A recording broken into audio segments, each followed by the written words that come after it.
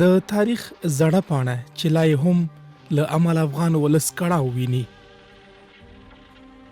غلام نبی مجاهد د ننګرهار ولایت اوسیدونکی دی. نوموړي پر افغان خاورې د شوروي اتحاد د یرغل پر وخت په جګړه کې د خپل بدن غړي وبایلل. مجاهد وایي د دوی قربانیو شوروي اتحاد مات او له هېواده وتو ته اړ کړ. دغه قربانیانې دي چې روسانو ته په افغانستان کې په نړۍ کې ماتې ورته ورکړله، کفر ته په نړۍ کې ماتې ورکړله. دا قرباني دي. که چېرته دا قربانیانې نه وې که نه، نو روسان افغانستان کې وي او بس چېرته اسلامي ملکونه وي، هغه به یې ټول د خپل تصرف لاندې راوړلي. خو مجاهدینو او افغانانو قرباني ورکړله او روسان یې په مسکاو کې خجالت کړل او وشرمول. هغه روان حالت د پخواني شوروي اتحاد د ځواکونو د یرغل زیږنده ګڼي او وایي همدې یرغل په افغانستان کې د بهرنیو په ځانګړي ډول د ګاونډیانو لاسوهنو ته لار پرانیستله چې اوس هم دوام لري. دې روسانو چې په چرګه لیده میشته به وي، که ماشوم به یې لیده میشته به وي، که ښځه به یې لیده میشته به وي، چې شی به یې لیدي چې روح به دې کې و، هغه به د دې دښمن و، هغه به وژل.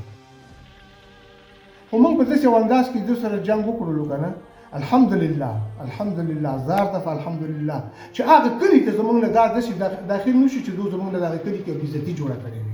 خو تاسو خلک شهیدان کړو، رښتنې بمبارې کوو، تیاره راغلله، تیارې باندې راکړو، ډزونه وکړلو، الله پاک ورته مرمۍ برابره کړله، ویسته تیاره سر راوغورځېده. د شوروي اتحاد ظلمونو میلیونونو افغانان ووژل، مسافر او په بدن نیمه یې کړل. خو مجاهد له دریچې سره په خبرو کې د شوروي ځواکونو د ظلمونو او د مجاهدینو د بریا راز د دوی یووالی یاد کړ. د روسانو او د کفر د ماتېدلو لامل خو د مجاهدینو اتحاد او اتفاق شو. صحیح شو که نه؟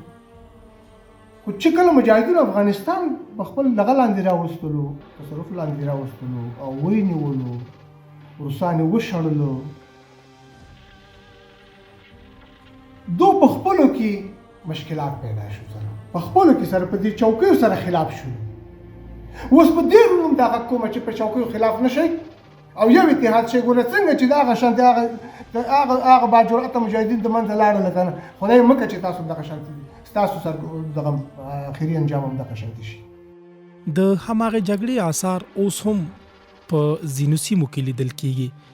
د 1358 کال د جدي په 4مه ورځ په مدرنو پوځي وسلو سمبال د پخواني شوروي اتحاد په لسګونه زره عسکر د ګاونډیو هیوادونو نه افغانستان ته راننوتل او د دغه هیواد په ټولو ښارونو کې ځای پر ځای شول او د افغانانو د نږدې 10 کلنې جګړې په پای کې دا ځواکونه مات او له افغانستانه ووتل.